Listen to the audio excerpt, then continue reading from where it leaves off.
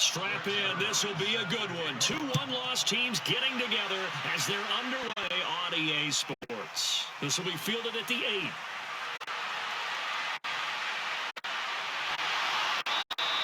Solid return, pretty good field position. They'll start at the 32-yard line. The Seahawks offense led out by number 3, Russell Wilson, franchise's all-time leader in touchdown passes. For the Seahawks, they finished above 500 in all 7 of Wilson's seasons. But this year, a little different. They'll work with a very young receiving core, no Doug Baldwin anymore, and what promises to be a tough NFC West. From the 32 now, here's 1st and 10. Now Wilson. Looking for Lockett, and it's intercepted. Picked off at the 39. And he'll bring this one back to the 29. I'm not sure exactly what they had planned for play number 1 from scrimmage, but I can guarantee it wasn't that interception. No doubt about that one, because in their daydream, this was going to be a dream play to get things started. Instead, it turned into a nightmare for them.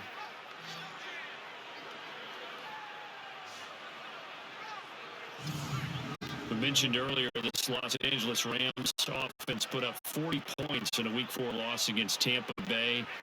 They come back out onto the field here. I want to discuss that Week 4 game, though. I mean, who knew that Tampa Bay would go out to L.A. and put up 55? What happened to the defense of the Rams? Yeah, no one saw that part coming at all, except maybe the guys in Tampa Bay. And you're right, what happened to the defense? Because normally that's a strength of the Rams. Everything just went wrong. Tampa carved them up and walked out of there with a huge win. Now, you thought the Rams would go into a couple of big games undefeated? NFC West now calling, because guess what they have? At Seattle, home against San Francisco. San Francisco undefeated through Week 4. Now a 1st down throw, gone. That's complete to his tight end, Higbee. And they work this near the 5. He'll be stopped at the 6. It's a nice pickup of 12 yards, and it gives him a 1st and goal. Goff now looks to throw. And he's got it. And inside the 5 here before he's out of bounds right at the 3. Nice job defensively to hold him to 4, and now it's 2nd and goal. Charles, Thursday night game, I think a lot of teams probably say shrink the playbook somewhat. Is that correct? I think you're right about that, because you just don't have the amount of time that you have in a normal week to put in a full playbook. So, as you said, you shrink the playbook, pick out the plays that work best for you. You know what else you're looking for? What's that? And he's going to take this one in for a Rams touchdown. Tyler Higbee, his 2nd touchdown on the season. And they are able to strike first here on their opening drive. The tight end position has always been dangerous, especially in the red zone, short field. But now even more so, because these tight ends aren't necessarily the tight ends of old. They're the rocked-up wide receivers who have a little bit more speed, way harder to cover than before.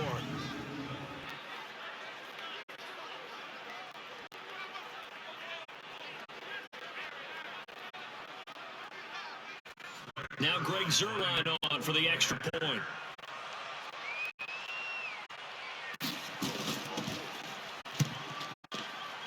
It's up, it's good, and the Rams take a 7-0 lead. 5 plays there on that drive. And the result for the Rams, a touchdown.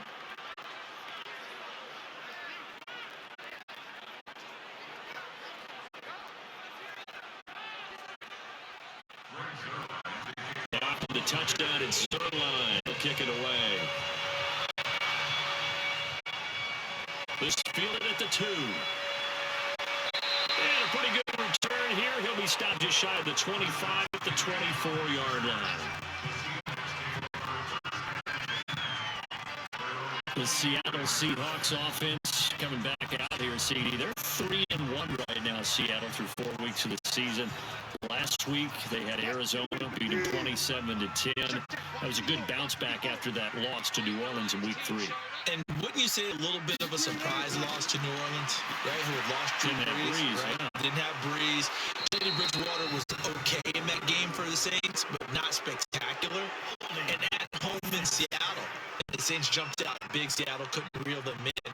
So you're right. A good way for them to get back on the beam. 3-1 start.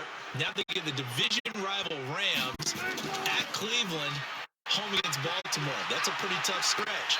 But they'll start to rely on their defense a little more as well, as Jadeveon Clowney came alive this past week. The numbers on the ground for Carson last week: 22 carries, 104 yards. And now that he's playing a Thursday night game, short week, you know, he spent a lot of time in the trainer's room in the cold tub trying to get his legs back for this game. On 2nd and 11 now. Wilson.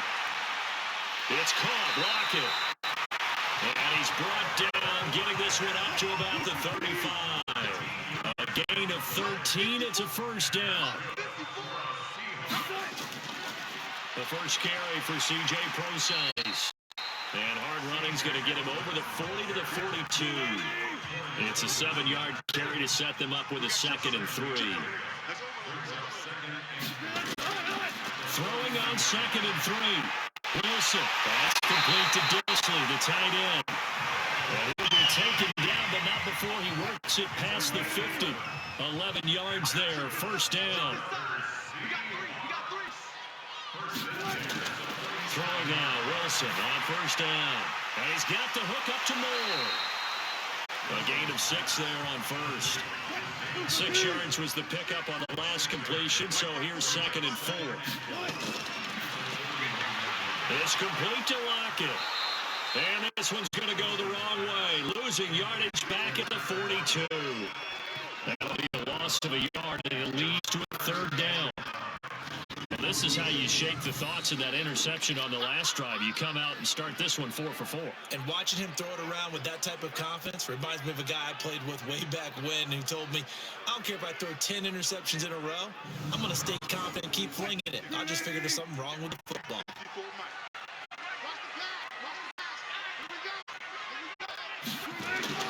Wilson will throw again. And he locates Luke Wilson. And this is going to be another first down as the tackle's going to be made at the Rams' 31-yard line. We've seen quite a bit of the short passing game here early on first quarter, haven't we? We have, and I think it works a couple of ways for this team because, number one, you throw the short game until they stop it. And if they're not going to stop it, you keep throwing it, and occasionally you break a tackle and turn it into a bigger gain. Also, if they start to creep up, start to pressure receivers, now you go over the top, take it deep, and now you get some of those big shots downfield. They'll run on first down. It's Carson. He's got a first down and much more inside the 20. And finally down at the 9-yard line. 23 yards on the pickup there and a first. He had his eyes on the end zone once he hit the secondary, but they're finally able to slow him down. Yeah, and I've got to look at this one from the defensive point of view. You just mentioned finally able to slow him down. They've got to figure out a way to make that at the point of attack, at the line of scrimmage, because once he gets through, he's shredding them. They'll try and run for it on 1st and goal. And he's going to be brought down on what will be the final play of this first quarter. After 7-0 on EA Sports. Second quarter now from Seattle, and it is the Seahawks with the football here. As they come up now, 2nd and goal. Here's 2nd and goal, operating from the 8-yard line.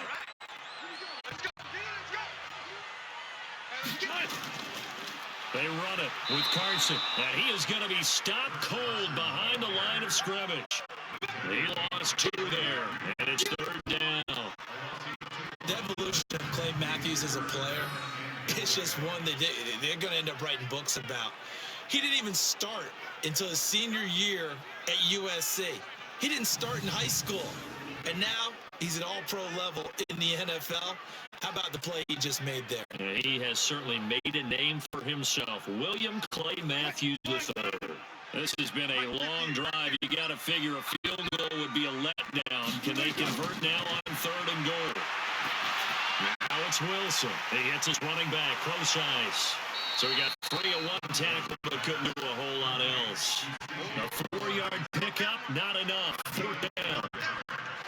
One hallmark of good defenses is understanding the game, understanding positioning, and tackling immediately in the secondary after catches. I think we just saw that on display right there. Got to him before he ever had a chance to think about turning it upfield.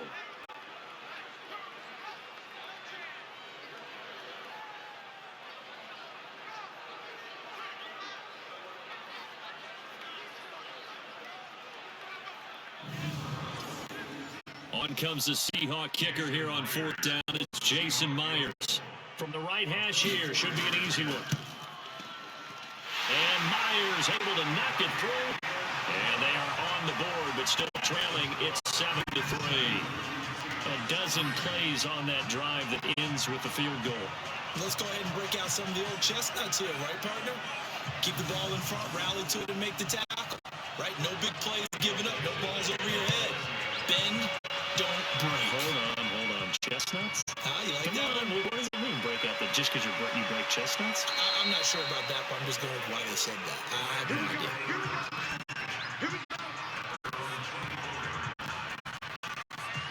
So here are the Rams to take over. They were winners a week ago over the Bucs. They lead here as well as they come up on 1st down. Goff will lead the Rams up here 1st and 10 at their own 24.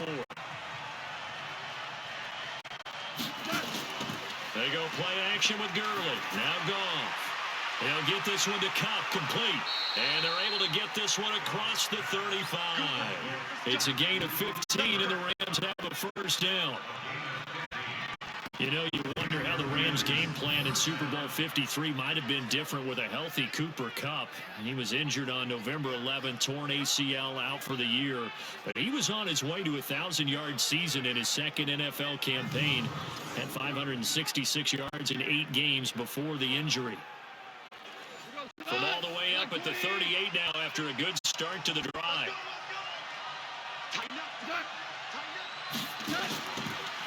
On 1st down, it's Gurley. And this will leave him a yard short. Nice pickup of 9 yards on 1st down.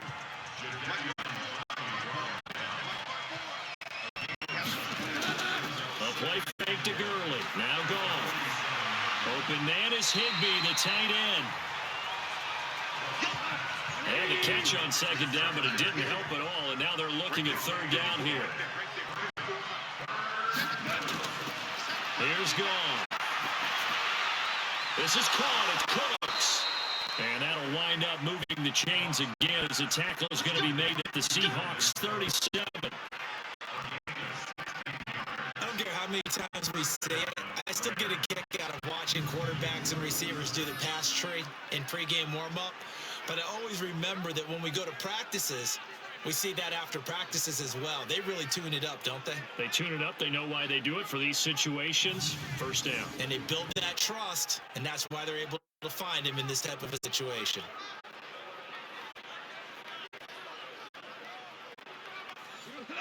Line of scrimmage, the 37 on 1st and 10. Goff going to hand it to Gurley. And he'll snag about 5 yards down to the 32. The 1st down run got 5. Here's 2nd and 5. Goff. That'll be caught by Kupp. And he'll go down here right around the 23-yard line. Now with a 1st down pickup of 8. 2 minutes to play in his 1st half. 7-3 our score. Coming up at the half, a reminder, we go back to Orlando to check in with Jonathan Coachman. He'll have a look back at our 1st half as well as a look ahead to what's coming up later this weekend. Gets this into the hands of the tight end Higbee. And able to get him down, but he does reach the 5. The Rams, they are on the move. They've got another 1st down. When this offense can get their tight ends involved, they can move the football. Here, a nice route, able to look it in, and picks up the 1st down.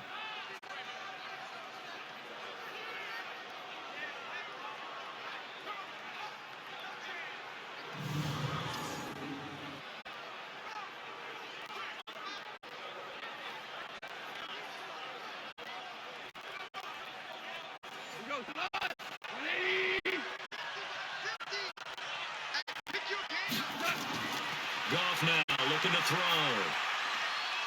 And he's got it. Cup for a Ram touchdown. Cooper Cup, his 4th touchdown on the year. And the Rams tack on to their advantage. Well, that's about as quick of a passing touchdown as you'll ever see right there. Everyone has a section in their playbook called the quick game. That was a super quick game. Out of the hands of the thrower, bam, right to the receiver, successfully for a touchdown. How in-depth is that quick game part of the playbook? It's pretty in-depth because people want the ball in the hands of the quarterback into the playmaker's hands downfield as fast as possible. There are a lot of plays, a lot of options involved with that. Zerline good with a PAT. And the decision to just kick the extra point winds up successful. So that drive goes 8 plays. And it winds up with a touchdown for Los Angeles. Now after the touchdown, it's Zerline. He'll kick it away. That's fielded in the end zone. And no run back here. This will be a touchback, and it comes down to the 25-yard line. The Seattle offense now set to come back out on the field. And they had 3 points last time, but they didn't want 3 points because they were well within range of scoring a touchdown. We'll see if they can do better now. I'm with you on that one. Let's just go and be frank about the whole thing. The only one happy about the 3-point. The kicker. Exactly. He put it through the post. That's going to help him in contract time. But that offense, they're thinking, let's get in the end zone this time. I don't know if that helped him in contract time. You could have kicked that one through. I don't know about that. Toe bash. I don't know about that. Super toe. Throwing to start the drive, but that one incomplete. Well, Charles taking a step back for a second. Let's look at the undefeated teams still left in the NFL. We got New England, KC, they're 4-0, and then San Fran, they were open last week. They didn't have a game, so they're still at 3-0. We only have 3 teams left. And they had the easiest path, not just because they had the open week, but how about New England getting challenged by Buffalo? Yes, they were on the road, but you don't often think of Buffalo as a team to really press New England. They did.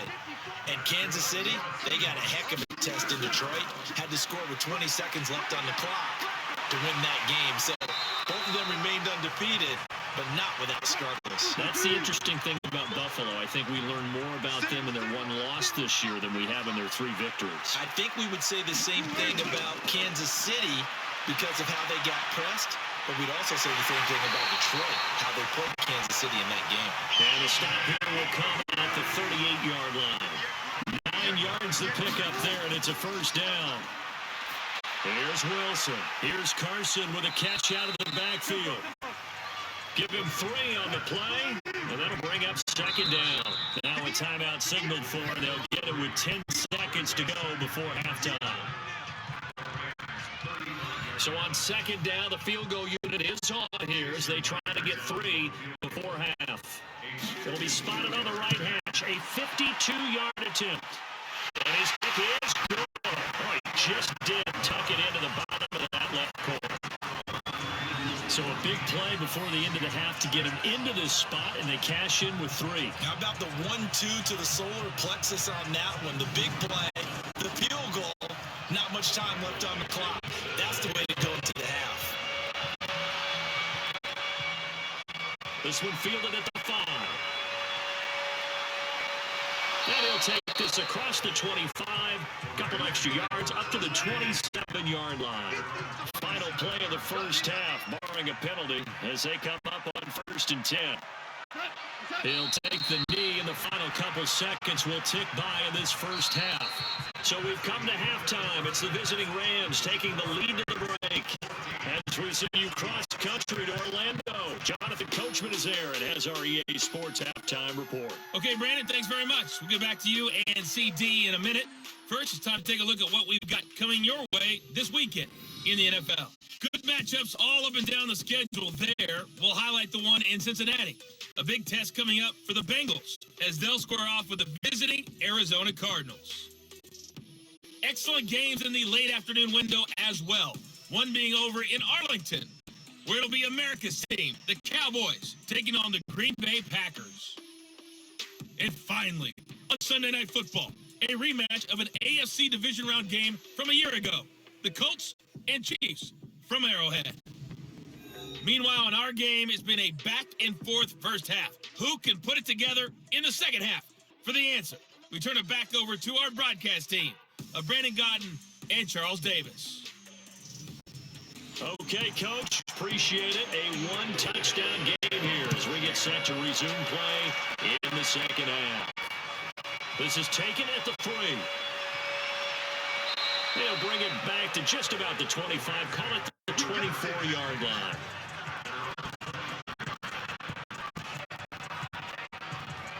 Here's a Los Angeles offense as they get set to take possession. They have the lead now. They'll be looking for some separation here as we begin the third quarter. I like the way you term that because now I think they go a little bit deeper into their playbook. They like what they did in the first half. That worked okay. But in order to get the separation that you just talked about, change things up a little bit. Change your tendencies. Try and hit them a little bit more. And he's going to be taken down. Goff is sacked. The 330-pounder Al Woods brings the boom on the sack. Chalk that up as their first sack in this game, and they tallied 4 a week ago. And probably not as much exultation in that sack as what took us so long. Because when you get 4 the previous week, you're counting on continuing that momentum. They didn't get that done in the first half of the game. Let's see now if they start to bring even more exotic pressure towards the quarterback. Throwing on second and long. Goff. Open man, Higbee, the tight end. And he'll be taken down, but not before they work it across midfield. That one covers 24 yards. It's a first down. And there's another completion to the tight end. And let's face it, it is hard to overthrow a 6'6" target. It is indeed. Quarterbacks like their speed guys. They like that huge 6'6" target that they've got in him. They really do. And it reminds me of what one great tight end told me once. He told his quarterback, just make sure you throw it up there. You know, kind of like put up on the top shelf where the kids can't get it. Well, it's a jet sweep. The football to Woods. And he gets it inside the 35 and just shy of the 30. It'll be a first down for the Rams there on a pickup of 18. But that play is familiar because we saw them working on it in practice this week.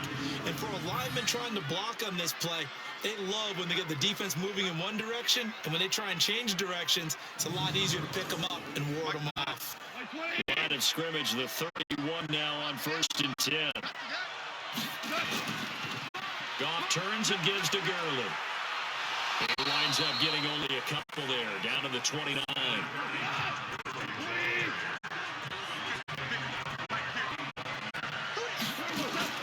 From the 29, Goff. Got him in, it's Brown. And he's able to get it to the edge of the red zone at the 20-yard line. 9 yards to pick up there, and it's a first down. This drive, it's been a good mix. 3 passing plays, 3 runs, hitting on all 3 of those passes, and the last one putting him in the red zone. So wouldn't you think play action right here? Because you've got the ability and had the ability to run it and throw it. Go play action and take your shot at the end zone.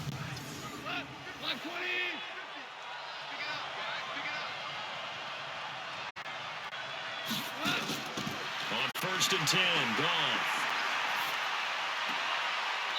Open man right side is Cup, complete. Just a yard on the catch there. It'll be 2nd and 9. They only got a yard out of that last completion, and that makes this 2nd and 9. Goff now to throw.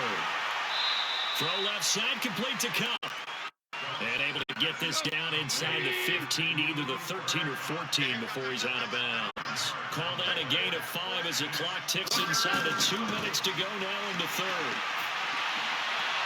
And got him in, it's Woods. And stopped a few yards shy of the goal line at the 3.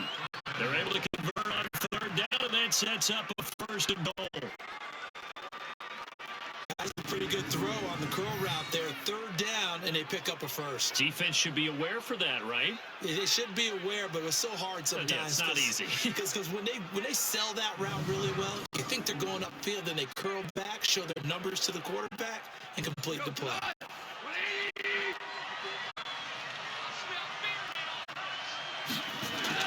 They'll try and push it in with Gurley. And it's been like this all night long. Nowhere to run as they stop him behind the line. They'll wind up losing 3 yards here. And that'll make it it's 2nd and goal. No surprise there, Jadeveon Clowney with a tackle for loss.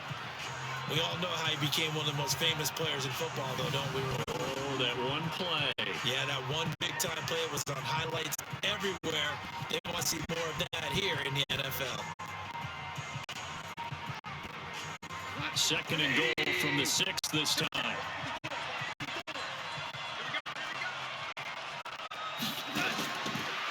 Goff. And it's caught for a Rams touchdown by Brandon Cooks. Brandon Cooks, his 2nd touchdown on the season. And the Rams tack on to their advantage. Still plenty of time left in the game, but now starting to pull away a little bit. Get some breathing room with that one. And I don't want people to think that NFL locker rooms are cookie cutter, that everyone's saying the exact same thing in every situation. But I do know the whole 32 teams have an emphasis on starting fast. Game, the second half, no matter what. Whether it's first 5 minutes, first 3, whatever. This was a big score to start the second half. Zerline connects on the extra point, and the decision to just kick the extra point winds up successful.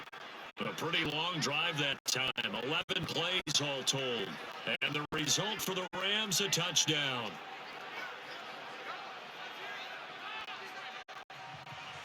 Now after the touchdown, it's Zerline. He'll kick it away. This will be taken to the back of the end zone. And no run back here. This will be a touchback, and it comes out to the 25-yard line. Here comes the Seahawks offensive unit. They'll have it first to begin the 3rd. And their halftime hole now even deeper. And they need a big drive here just to answer the first touchdown of the second half scored against them. They were down at the half. Now, as you mentioned, they're down a little bit bigger, but no time for discouragement. Just got to get back to it, right? Put your shoulder against the boulder and start pushing and try and get back to where you were to start the half. The former Charger All-Pro, Eric Weddle, on the stop. They'll break the huddle, come up on 2nd and 8 at the 27-yard line. Now, meanwhile, here's a 2nd down throw that's knocked away and incomplete. The great veteran Clay Matthews able to knock that one away in coverage. On 3rd down, Wilson. It's caught, Lockett. And he gets this one just shy of the 40 to mark him down at the 39. It's a gain of 12, 1st down Seahawks.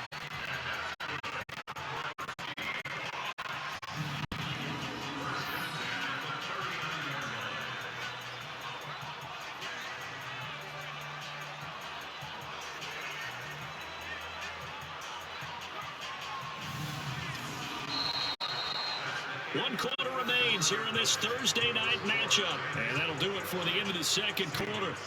This is the NFL, and it's on EA Sports. So from the 39 now, they'll come up on 1st and 10. Out of the gun, here's Wilson. And down he goes on the pressure from the Rams defense. Credit that sack to Dante Fowler Jr. And plays like that really hurt play calling. They had a really nice gain on the previous play, but gave about half the yardage back on the sack. Excellent pressure up front. Nowhere to go with the football. Down he goes.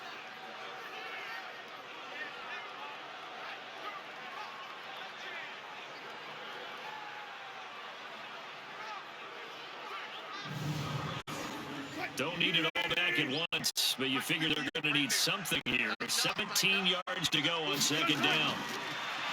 There's Wilson to throw. Under pressure again, and down he goes again. Clay Matthews, he's the one to get him, and that is sack number 7 for him on the year.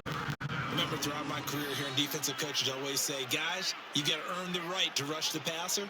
Well, they put themselves in a great spot with this big lead, and they know they've got to throw the ball. These pass rushers have to be salivating. It is pin your ears back time indeed. Wilson and the Seahawks looking for something big following the sack. It's 3rd and long here. From the gun, it's Wilson. And the pressure gets to him again. The defensive player of the year, Aaron Donald. And that'll bring up 4th Well, they went with the nickel. They throw in an extra defensive back. Coverage was very good. Yeah, it was exactly as you would expect. A passing down. You bring in the nickel package. Just as you described, the coverage was excellent and allowed one of their linemen to end up getting to the quarterback. All right, they're going to try and keep hope alive here on 4th down. They're going for it. The Seahawks will go for it. It's Wilson. And it is incomplete. Pete Carroll rolled the dice, but it didn't work out. And boy, possession here turns over with the football already being in the red zone. So they really needed points here in a 2-score game. Could not come away with anything there on 4th. And while we know they're a little bit discouraged here, they can't